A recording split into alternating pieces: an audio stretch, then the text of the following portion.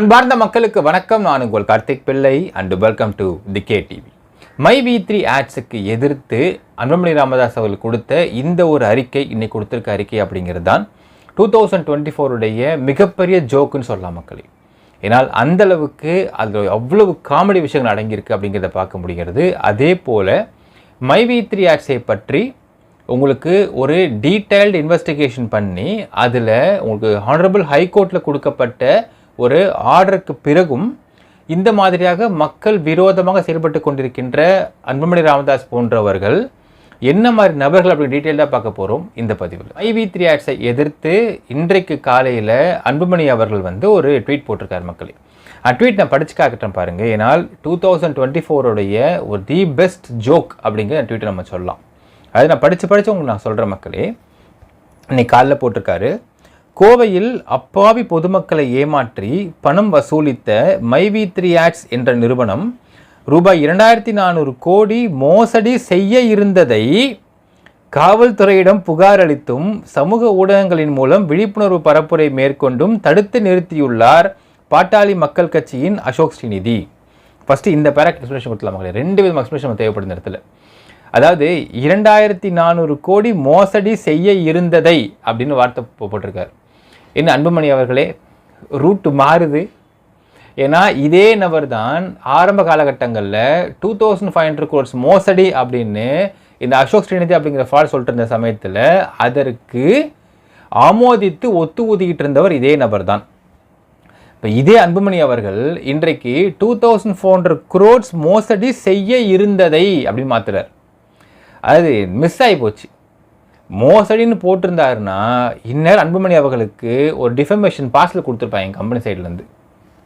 அதை செய்ய இருந்ததே அப்படின்னு சொல்கிறது எதை குறிக்குதுன்னு பார்த்தீங்கன்னா மக்களே, உண்மையாலுமே இவர் பொலிட்டீஷியனா இல்லை ஜோசியம் பார்க்குறவரா இல்லை வெத்தலையில் மைதடவை பார்த்தாரா? வெத்தலையை மைதடவைனா நம்ம படத்தில் காட்டுவாங்க பாருங்கள் மக்களே. ஐயா என் பொருள் தொலைஞ்சு போச்சுங்கய்யா. அப்படியாப்பா இருங்க மைதடவை பார்க்குறேன், உன் பொருள் இங்கே வச்சியாப்பான்னு கேட்பாங்க. அந்த மாதிரி வெத்தலை மைதடவை பார்த்து 2400 crores மோசடி நடக்க இருந்ததே தானே அப்படின்னு காமிச்சிருக்காரோ. இவர் பொலிட்டீஷியனா இல்லை ஜோசியக்காரரா இல்லை மாயாஜால வித்தக்காரரான்னு நம்ம தெரியல மக்களே. இப்போ இவர் பாஷையிலே சொல்லுவோமா? இப்போ இவர் டாக்டர்னு சொல்கிறார்.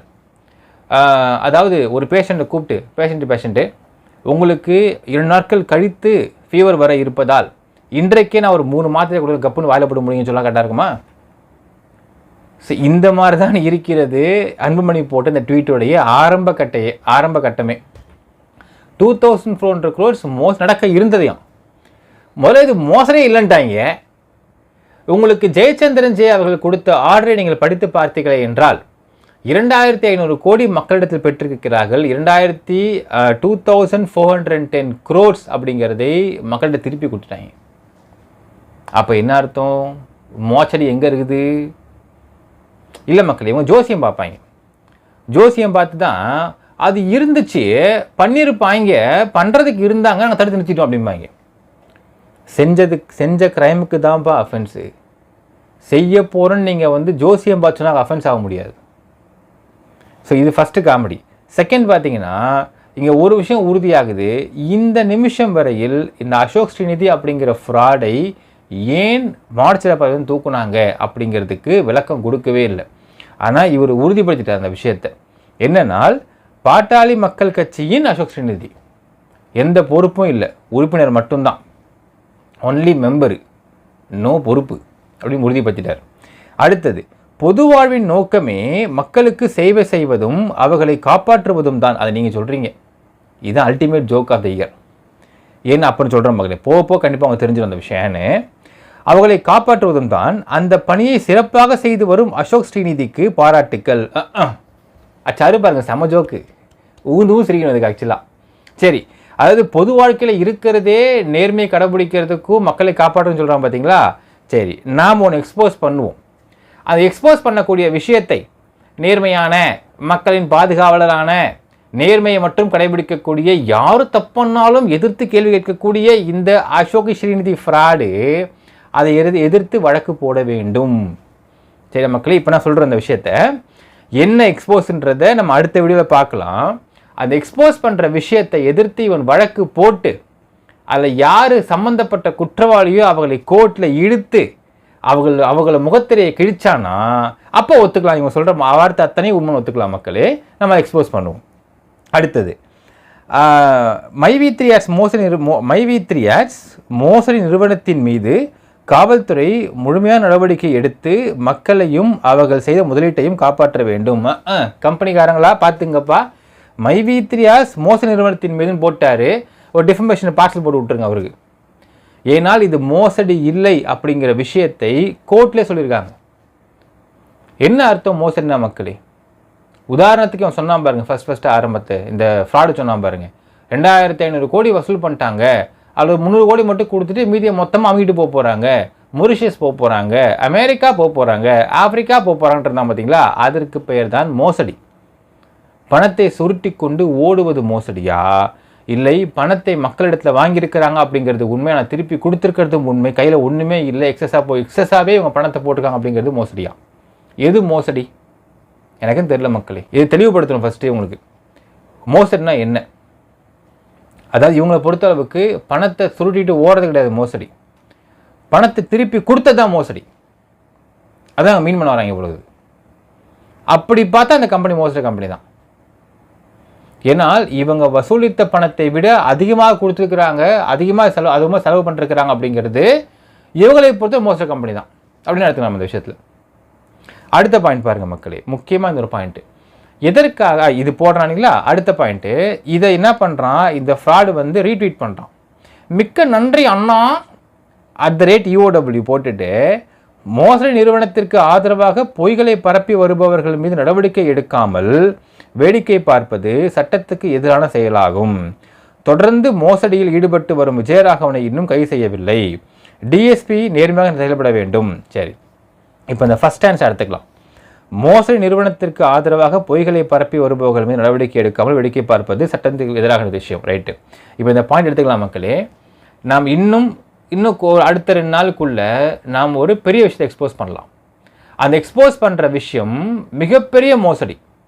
அந்த மோசடியை பண்ண நபரை நாம் இங்கே எக்ஸ்போஸ் பண்ணுவோம். அதற்கப்புறம் இவன் அதன் மீது நடவடிக்கை எடுக்கிறானா இல்லை வழக்கு தொடுக்கிறானா அப்படிங்கிறத நம்ம பொறுத்திருந்து பார்த்து ரசிக்கலாம் மக்களே. அடுத்தது, சட்டத்துக்கு எதிராக அதாவது தொடர்ந்து மோசடியில் ஈடுபட்டு வரும் விஜயராகவனை இன்னும் கைது செய்யவில்லை. ரைட்டு, ஏன் இந்த விஜயராகவன் டார்கெட் பண்ணுறாங்க அப்படிங்கிறத அடுத்தது பார்க்கலாம் மக்களே. அதுக்கு முன்னாடி ஒரு விஷயம் பார்த்துடலாம். எதற்கு இந்த ட்வீட் இன்னைக்கு அப்படிங்கிறத ஃபஸ்ட்டு பார்த்துருவோம்.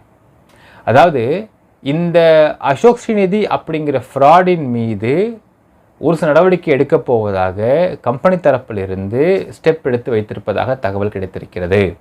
இப்போ நடவடிக்கை எடுத்து வைக்கும் பட்சத்தில் இவன் விசாரணைக்கு உள்ளாக்கப்படுவான். இவன் விசாரணைக்கு உள்ளாக்கப்பட்டால் ஏன்பா அப்படி சொன்னேன் அப்படின்னு கேட்டால், ஐயா நான் சொல்லிங்கய்யா அன்புன்னு தான் சொல்லான்னு சொல்லிட்டான்னு வச்சுக்கங்களேன், சோழி முடிஞ்சு போயிடும். அப்படியா அவரா சொன்னார், அவரை கூப்பிடு அப்படின்னு கூப்பிட்டானா சோழி முடிஞ்சு போயிடும். அதனால் இந்த இடத்துல இவர்கள் இருவரும் தப்பிப்பதற்காக இப்படி ஒரு ட்வீட்டை, தம்பி நான் ட்வீட்டை போடுற மாதிரி போடுறேன், ரீட்வீட்டு பண்ணுற மாதிரி பண்ணு அப்படின்னு இந்த நாடகம் நடந்திருக்கிறது என்று காலை முதல் அப்படிங்கிறது தெளிவாக தெரிகிறது மக்களே. இதுலேருந்தே ரொம்ப தெளிவாக தெரியுது.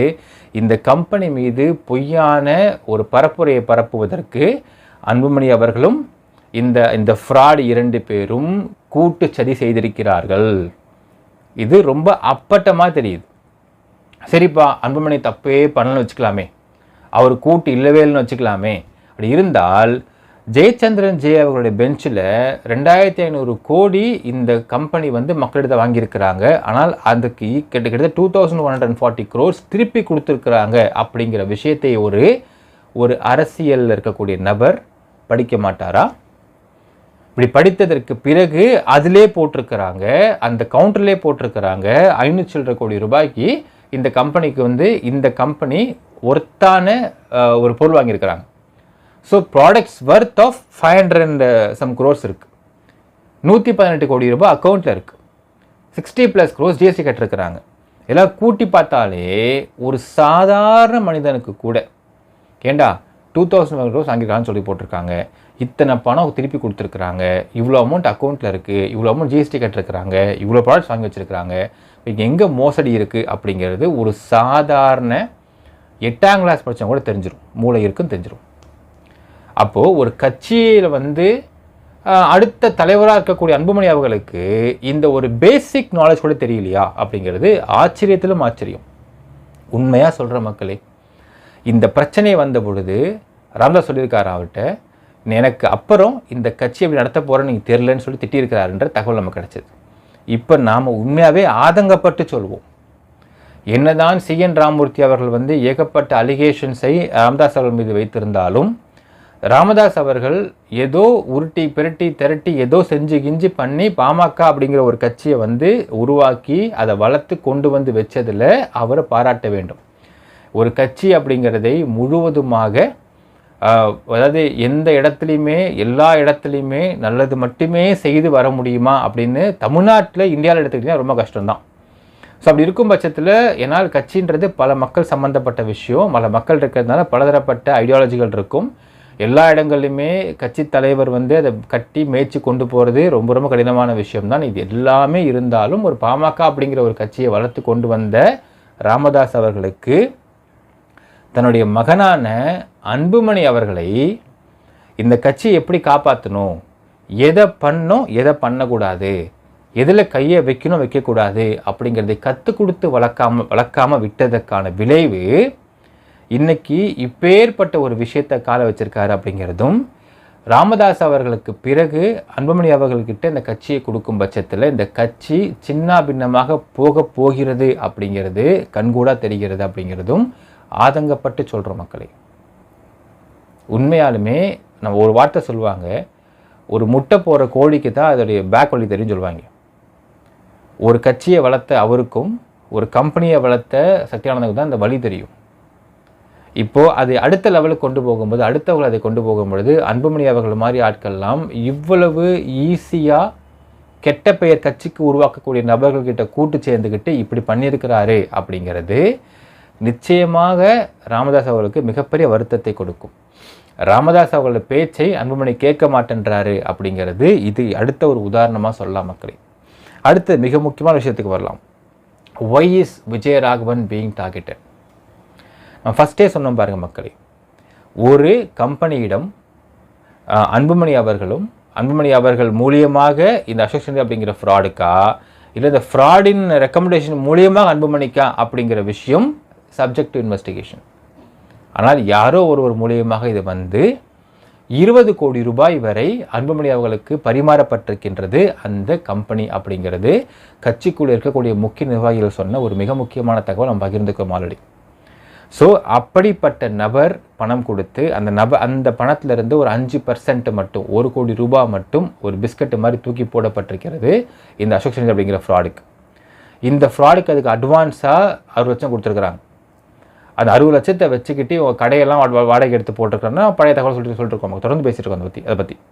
இப்போ என்னன்னால் இந்த கம்பெனி எந்த கம்பெனி அப்படிங்கிறத இங்கே நம்ம இந்த ட்வீட்லேருந்தே நம்ம ஈஸியாக நம்மளால் கெஸ் பண்ண முடியும். ஃபஸ்ட்டு விஷயம் பாருங்கள், அவன் என்ன சொன்னான் அசோக் சந்திரா அப்படிங்கிற ஃப்ராடுனால், இந்த மைவி3 அப்படிங்கிற ஆப்பின் மூலியமாக விளம்பரம் பார்த்தால் பணம் வரும்னு சொல்கிறாங்க.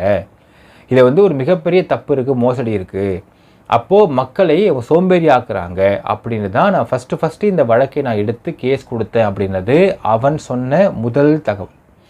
அப்போது இவனுக்கு என்ன, மைவி3 ஆட்ஸ் அப்படிங்கிற ஆப்புக்குள்ளே இருக்கக்கூடிய இந்த விளம்பரம் பார்த்தால் பணம் வரும் அப்படிங்கிற அந்த ஒரு ப்ரொமோஷன் தான் இவன் கண்ணை உறுத்தி இருக்குது அப்படிங்கிறத நம்ம எடுத்துக்கலாமா இங்கே? சரி, அப்போது டார்கெட் பண்ண வேண்டியது மைவி3 ஆப்பையா இல்லது அடுத்தது இருக்கக்கூடிய அந்த ப்ராடக்ட்ஸையா? சரி, இப்போ அடுத்த லெவலுக்கு வரலாம். ஏங்க 40,000 அதாவது 1,21,000க்கு மாத்திரை கொடுக்குறாங்க, இந்த மாத்திரை அவளுக்கு ஒர்த்தே இல்லைன்னு சொன்னோம் ரைட்டுங்களா? நம்ம அதையும் கன்சிடர் பண்ணி எடுத்தாலுமே இந்த மாத்திரையை இந்த கம்பெனிக்கு கொடுப்பது மைவி3 ஆட்ஸ் கம்பெனி இந்த மாத்திரையை கொள்முதல் பண்ணுவது என்பது விஜயராகவன் கிட்ட இருந்து கிடையாது. அதற்கு வேற ஒரு சப்ளையர் இருக்கிறாரு அப்படிங்கிற விஷயம் கூட இவனுக்கு தெரியவில்லை அப்படிங்கிறது இங்கே அடுத்த ஒரு ஆச்சரியமான விஷயம். சரிங்களா? அதுவும் முடிஞ்சுது. இப்போது மாத்திரை இவங்களது கிடையாது, விஜயராகவன் கிடையாது. மைவி3 ஆட்ஸில் விளம்பரம் பார்த்தால் பணம் வரும் அப்படிங்கிறது தான் இவன் கண்ணை உறுத்துது அப்படின்னால் அதை மட்டும் பற்றி பேசணும், அதை பற்றியும் பேசல. ஆனால் இங்கே பார்த்தீங்கன்னா இந்த விஜயராகவனுடைய கம்பெனி, அவர் ஒரு மேனுஃபேக்சரர், அவர் கம்பெனிலேருந்து வரக்கூடிய ayurvedic products and food products இதனை இதுவரையில் எந்த இடத்துலையுமே இந்த ப்ராடக்ட்ஸ்னால சைடு எஃபெக்ட்ஸ் வந்திருக்கு, இந்த ப்ராடக்ட்ஸ் போலி அப்படிங்கிற எந்தவித லேப் டெஸ்ட்டும் கிடையாது. உங்களுக்கு நடைமுறையில் இந்த மருந்துகளையும் இந்த உணவுப் பொருட்களையும் உட்கொள்ளும் பட்சத்தில் அவங்களுக்கு நல்லா உடம்பு ஆரோக்கியமாக இருக்குது அப்படிங்கிறதுக்கான ஒரு லைவ் டெஸ்டிமோனியல்ஸ் அதிகமாக இருக்கிறது. அப்படி இருக்கும் பட்சத்தில் இந்த கம்பெனியில் விஜயராகவன் டார்கெட் பண்ண வேண்டிய அவசியம் என்ன இருக்குது? ஆஸ் பர் த டாக்குமெண்ட் படி பார்த்தால் இந்த கம்பெனி எம்டி யார்? Who is a signing authority of the company? MyV3 ஆட்ஸோட சைனிங் அத்தாரிட்டி யார் அப்படின்னு பார்த்தால் சக்தி ஆனந்தன். அவர் போய் சரண்டர் ஆகிறாரு, அவர் கஸ்டடிக்கு எடுக்கிறாங்க, விசாரிக்கிறாங்க போலீஸ் டிபார்ட்மெண்ட்டு, விசாரணை நல்லபடியாக முடிஞ்சுது. அதற்கு பிறகு அவங்க அதுக்கான டாக்குமெண்ட்ஸ் அரேஞ்ச் பண்ணி எடுத்துகிட்டு இருக்காங்க. அவங்க விசாரணையை வந்து முடிக்க போகிறாங்க. இதில் விஜயராகவனுக்கும் இந்த மைவி3 ஆட்ஸோட கம்பெனிக்கும் என்ன தொடர்பு இருக்க முடியும்? இங்கே நீங்கள் எல்லாமே லீகல் ஆஸ்பெக்டில் பார்க்கணும். இந்த கம்பெனி அவர் தான் கொடுத்தாரு, இவர் தான் கொடுத்தாரு, இந்த கதையெல்லாம் டாக்குமெண்ட்டில் இருக்கா? இந்த கம்பெனிக்கு பொருட்கள் சப்ளை பண்ணுவது மட்டும்தான் விஜயராகவன் அப்படின்ற பட்சத்தில் இவரை கைது பண்ண வேண்டிய அவசியம் என்ன இருக்குது? இந்த இடத்துல ஏன் இதை வந்து அவன் வந்து ஸ்ட்ரெஸ் பண்ணுறான் அப்படின்னு பார்த்தால் ஒன்றுமே இல்லை மக்களே. நாம் சொன்னது தான், அந்த விட்டமின் எம் கொடுத்த கம்பெனி என்ன மோட்டிவ்னால் இவங்கிட்ட இருக்கக்கூடிய அந்த ப்ராடக்ட்ஸை அவர்கள் அடிக்க வேண்டும். அதற்கு இந்த ப்ராடக்ட்ஸு எது மூலிமா விற்கப்படுகின்றது? த்ரூ மைவி3 ஆட்ஸ் அப்படிங்கிற ஆப்பின் மூலியமாக. That works under network marketing. So இந்த இரண்டு வருஷத்துக்குள்ளே இவங்களுடைய ப்ராடக்ட் கிட்டத்தட்ட 83 ப்ராடக்ட்ஸ் இருக்கின்றன. இந்த 83 ப்ராடக்ட்ஸ் இருக்கக்கூடிய சேல்ஸோடைய அந்த ஒரு வால்யூம் அப்படிங்கிறது மிக அதிகமாக இருக்கிறது when compared to outer sales or counter சேல்ஸ்னு சொல்லலாம். அப்போது இந்த ப்ராடக்ட்ஸை அடிக்க வேண்டும் என்றால் இந்த ப்ராடக்ட்ஸ் தான் அவனுக்கு ரியல் டார்கெட், ரியல் காம்படிட்டர் அவன் ப்ராடக்ட்ஸ் தான். இந்த ப்ராடக்ட்ஸை அழிக்க வேண்டும் என்றால் எதை ஃபஸ்ட்டு தொடரணும் அப்படின்னால் இந்த விற்பனை பண்ணக்கூடிய மாடலை ஃபஸ்ட்டு அவன் டார்கெட் பண்ணுறாங்க. இப்போது அந்த மாடல் கிளியராக இருக்குது, விற்பனை பண்ணக்கூடிய விஷயம் எந்த பிரச்சனையும் இல்லைனால் இப்போ என்ன அடுத்து பண்ண வேண்டியும்? டார்கெட் பண்ணுறோம். முதல்ல அவங்களுடைய மெயின் டார்கெட் என்னது? அந்த ப்ராடக்ட்ஸ் தான். அதை டார்கெட் பண்ண முடிவு பண்ணுறாங்க. தேவையெல்லாம் பேசிகிட்டு இருக்கிறாங்க. இங்கேயே அவங்களோட இன்டென்ஷன் புரிஞ்சிச்சு பாருங்கள் மக்களே. அவங்களுக்கு பிரச்சனை என்பது அந்த ப்ராடக்ட்ஸ் மட்டும்தான். அந்த ப்ராடக்ட் சேல்ஸ் அதிகமாக போய்கிட்டு இருக்கிறது நெட்வொர்க் மார்க்கெட்டிங்கின் மூலியமாக. நீங்கள் நார்மலாக ஒரு விளம்பரம் பண்ணி அதை கவுண்டர் சேல்ஸ் கொண்டு வந்து கவுண்டர் சேல்ஸில் போயிட்டு அந்த பொருட்களை வாங்குவதை விட நெட்வொர்க் மார்க்கெட்டிங்கில் அந்த பொருட்களை சீக்கிரமாக சேல் பண்ண முடியும், அதிகமாக சேல் பண்ண முடியும். Volume gets increases, as usual மக்கள் பாப்புலேஷன் இன்க்ரீசஸ். ஸோ இதனை அடிப்பது தான் இவர்களின் மெயின் நோக்கமாக இருந்திருக்கிறது அப்படிங்கிறதை இந்த 2 ட்வீட்டில் இருந்தே நமக்கு மிக தெளிவாக தெரிகிறது மக்களே. அப்போ இது மக்களுக்கான ஒரு நபரா இந்த அன்புமணி ராமதாஸ் அவர்கள், இல்லை மக்களுக்கு எதிரான நபரா? உங்கள் அனுமானத்துக்கு நான் விட்டுறேன் மக்களே. சிம்பிள் விஷயம். அதாவது அரசியலை பொறுத்தளவுக்கு இது அரசியல் இருக்கவங்களுக்கு தெரியும், அரசியல் பார்ப்பவங்களுக்கு தெரியும், பத்திரிக்காரங்களுக்கு தெரியும், ஊடகங்களுக்கு தெரியும். அரசியலை பொறுத்தளவுக்கு ஒரு ட்வீட்டோ இல்லை ஒரு அறிக்கையோ விடுறாங்கனால் எல்லாத்துக்கு பின்னாடியும் ஒரு காரணம் இருக்கும். உதாரணத்துக்கு ஏதாவது சம்பவத்தை மேற்கோள் காட்டி அறிக்கை விடுறாங்க அப்படின்னால் அந்த சம்பவத்தில் விக்டிமைஸ் பண்ணப்பட்ட நபர்களை இவர்கள் பக்கம் ஓட்டு வாங்குவதற்கு செய்வார்கள். சின்ன உதாரணம் பார்த்துக்கலாம். கள்ளக்குறிச்சி விஷச்சாராய வழக்கு, அதில் வந்து செத்தவங்களாம் நல்லவங்க கிடையாது. செத்தவனில் முக்காவாசி பேர் அந்த ஊர் சுற்றி கேட்டு பாருங்கள் மக்களை, விசாரித்து பார்த்தால் தெரியும். அந்த ஊரை சுற்றி கட்ட பஞ்சாயத்து பண்ணுறதுக்கும் அடிதடி ஈடுபடுவதற்கும் ஒவ்வொருத்தர் மேலே ஏகப்பட்ட வழக்கு இருக்கிறது. இதற்காக அழைத்து கொண்டு போவதற்காக பயன்படுத்தப்படக்கூடிய நபர்கள் தான் விஷச்சாரத்தை கூட செத்தவங்கள முக்கால்வாசி பேர். அவன்லாம் தூய்மையானவன், அவன்லாம் ரொம்ப நல்லவன்லாம் கிடையாது. ஆனால் அந்த இடத்துக்கு எல்லா கட்சிக்காரரும் போயிருந்தாங்க. இதற்கு நாள் அந்த ஓட்டு வங்கை பிடிப்பதற்காக. ஸோ ஒரு சம்பவத்திற்கு பின்பும் ஒவ்வொரு அறிக்கைக்கு பின்னாடியும் ஒரு ட்வீட்டுக்கு பின்னாடியும் ஒரு பெனிஃபிட்டை ஒரு கட்சிக்காரங்க பார்க்காம அறிக்கையோ இல்லை ட்வீட்டோ போடுவது கிடையாது. ஒன்று பின்னாடி வேறு ஏதாவது பெனிஃபிட் இருக்கும், இல்லை விட்டமின் எம் பண பெனிஃபிட் இருக்கும். இதுதான் ரியாலிட்டி. இப்போ மைவி3 ஆட்ஸை எதிர்த்து அன்புமணி அவர்கள் வந்து ஒரு ட்வீட் போடுறாருனால் அதற்கு பின்னாடி என்ன பெனிஃபிட் இருக்குது, விட்டமின் எம் பெனிஃபிட் இருக்குது அப்படிங்கிறது அப்பட்டமாக தெரிகிறது. அரசியல் தெரிஞ்சவங்களுக்கு இது நல்லாவே தெரியும். எதுக்கு ஒரு கம்பெனி டார்கெட் பண்ணிருக்காங்க இவங்க? ஓகே, அப்போது இந்த கம்பெனி டார்கெட் பண்ணுன்றது அவங்களோட அசைன்மெண்ட்டு. அந்த அசைன்மெண்ட்டை ப்ராப்பராக பண்ணுறாங்க அப்படிங்கிறது அரசியல் தெரிஞ்சவங்களுக்கு கண்டிப்பாக நல்லாவே தெரியும். ஸோ இது எல்லாமே அவர்கள் செய்யக்கூடிய அசைன்மெண்ட்டுடைய ஒரு பாகம் மட்டுமே. யோசிச்சு பாருங்க மக்களே, அன்புமணி ராமதாஸ் அவர்கள் வந்து ரொம்ப சுத்தமானவர், அரசியலில் நேர்மையானவர், தூய்மையானவர், லஞ்சமே வாங்காதவர், ஊழலே பண்ணாதவர் அப்படின்னால் அவர் சென்ட்ரல் மினிஸ்டராக இருந்த சமயத்தில் அவர் மீது ஏன் சிபிஐ வழக்கு போட்டு இன்னும் நிலுவையில் இருக்குது? என்ன சிபிஐ வழக்கு? அது ஊழல் தானே, ஊழல் வழக்கு தானே, ஏன் நிலுவையில் இருக்குது அந்த விஷயம்? சரிப்பா, அது கூட நீங்கள் வந்து அது வந்து அரசியல் சதி நீங்கள் பேசிக்கலாம். நான் கேட்குற மக்களே, நாம் விரைவில் ஒரு சில விஷயத்தை எக்ஸ்போஸ் பண்ண போகிறோம். அந்த விஷயத்தில் நடந்திருக்கக்கூடிய பித்தலாட்டங்கள் நீங்களே பார்க்க போகிறீங்க. நம்ம கேட்குறோம்னால், இவ்வளவு பணம் எங்கிருந்து வந்தது அன்புமணி குடும்பத்திற்கு அப்படிங்கிற கேள்விக்கு பதில் சொல்வாரா? அவர் ரொம்ப தூய்மையானவர், நேர்மையானவர், நியாயமானவர், 10 பைசா பணம் வாங்க மாட்டார் அப்படிங்கிறது எல்லாமே அரசியலில் காமெடி ஜோக்ஸ். இதெல்லாம் பர்ஃபெக்ட் ஜோக்ஸ். இவரை பற்றி உள்ள விசாரித்து பாருங்கள் மக்களே. விசாரித்து பார்க்கக்கூடிய ஊடகங்களுக்கு தெரியும் எந்த அளவுக்கு பணம் உள்ள விளையாடும் தெரியும். நாம் வில் எக்ஸ்போஸ் ஃபியூ திங்ஸ் மக்களே. அந்த ஃபியூ திங்ஸில் என்னென்ன மாதிரியான மதிப்பில் இவர் வச்சுருக்காரு ஒன்றும் இல்லை. அவர் அஃபிடேவிட் எடுத்து நான் உங்களுக்கு வந்து எக்ஸ்போஸ் பண்ணுற சில விஷயங்கள். அதில் ரொம்ப ரீசெண்ட் 2024 சோழிங்கநல்லூரில் ஒரு 30 கோடிக்கு ஹி ஹஸ் காட் ஒரு புது நிலம் வாங்கியிருக்கார், ஒரு ப்ராப்பர்ட்டி வாங்கியிருக்கார். 30 கோடி ரூபாய் அப்படிங்கிறது இங்கே போடப்பட்டிருக்கக்கூடிய அரசுடைய மதிப்பு. இப்போ ஒரிஜினல் மதிப்பு யோசிச்சு பாருங்கள். இந்த பணம் எங்கிருந்து வந்தது அவருக்கு? சிம்பிள் கேள்வி. அவருடைய அஃபிடேவிட்டின் படி பார்த்தா அவருக்கு வருட வருமானமே 5 லட்சம் தான். மனைவி பேரில் பார்த்தா ஒரு வருஷம் 1 கோடி போட்டு, இப்போ ரீசெண்டாக 1 வருஷம் 1 கோடி போட்டிருக்கிறாங்க. அப்போ இப்படிப்பட்ட விஷயத்தில் எப்படி 30 கோடி ரூபா அப்படின்னு அரசுடைய கவர்மெண்ட்டுடைய மதிப்பு, அது ஒரிஜினல் மதிப்பு அங்கே ஒரு கிரவுண்டே அவ்வளோ அதிகமாக இருக்கும். அப்போது இவ்வளவு பெரிய அமௌண்ட் போட்டு ஒரு ப்ராப்பர்ட்டியை வாங்குவதற்கு விட்டமின் எம் எங்கேருந்து வந்தது சொல்ல முடியுமா உங்களால்? இதெல்லாம் சும்மா சாம்பிள். நாம் இன்னும் பல விஷயம் வெளியிட போகிறோம், எக்ஸ்போஸ் பண்ண போகிறோம் மக்களே. அது மட்டும் இல்லை மக்களே, ஜென்ரலாக வந்து இது இன்னொரு விஷயம் பார்க்கலாம். இப்போ நம்ம சொல்கிறதன் மூலியமாக ஒரு சில வன்னியர் சமூகத்தை சேர்ந்தவர்களுக்கு மன வருத்தம் ஏற்படும். அதாவது யாருக்கு ஏற்படும் நான் சொல்கிறேன் உங்களுக்கு, உண்மையாலுமே இன்னோசன்ட் வன்னியர்கள். அதாவது இதில் ஒரு விஷயம், இன்னொரு ஆஸ்பெக்ட் இருக்காங்க.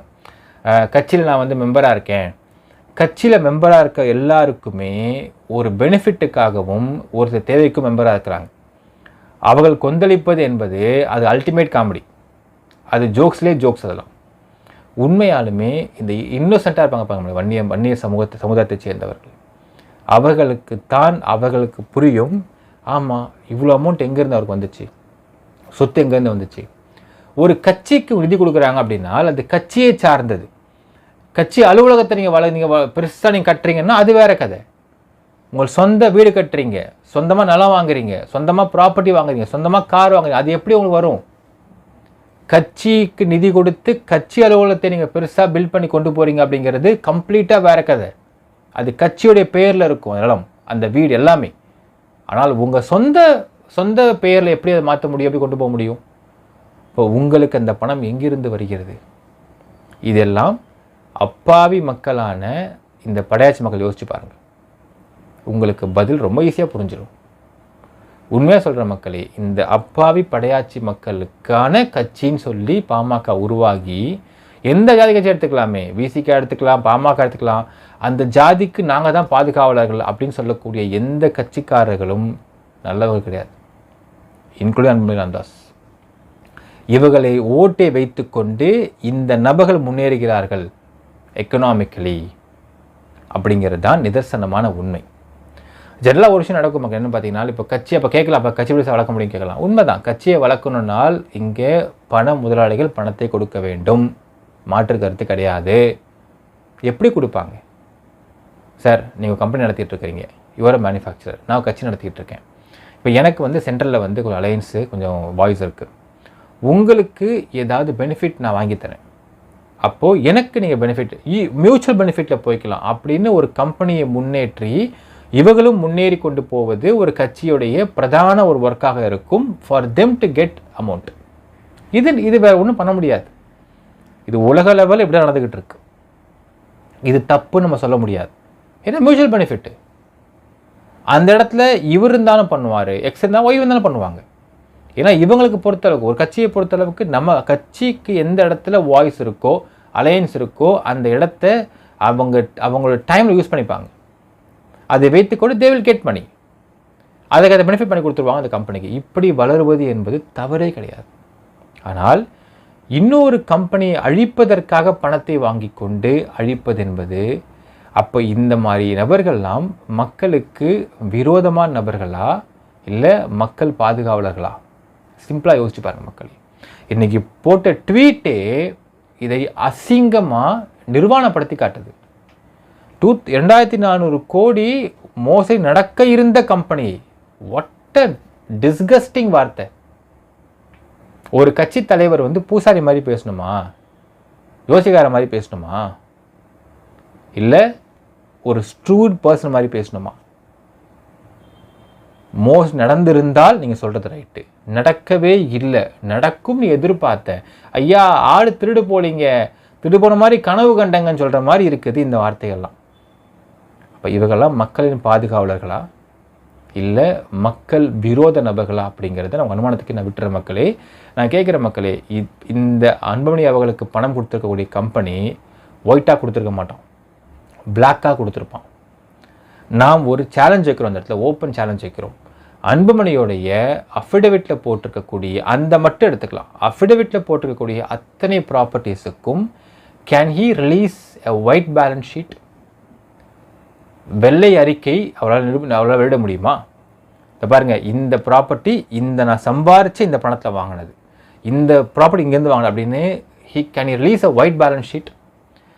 அன்புமணி ராமதாஸால் ஒரு வெள்ளை அறிக்கை அவர் மீது இருக்கக்கூடிய, அவர் வாங்கியிருக்கக்கூடிய மொத்த ப்ராப்பர்ட்டிக்கும், காருக்கும், நகைக்கும், போட்டிருக்கிற ட்ரெஸ்ஸுக்கும், ரோலக்ஸ் வாட்சஸ் இருந்தால் ரோலக்ஸ் வாட்சஸுக்கும், அவருடைய எல்லா ப்ராப்பர்ட்டிக்கும் சேர்த்து ஒரு வெள்ளை அறிக்கை அவரால் வெளியிட முடியுமா? அப்படிங்கிறது நம்மளோட ஓப்பன் சேலஞ்ச் மக்கள். அன்புமணி ராமதாஸ் அவர்களுக்கு நினைக்கிறீங்கன்றதை கமெண்ட்டில் மென்ஷன் பண்ணுங்கள். நன்றி, வணக்கம்.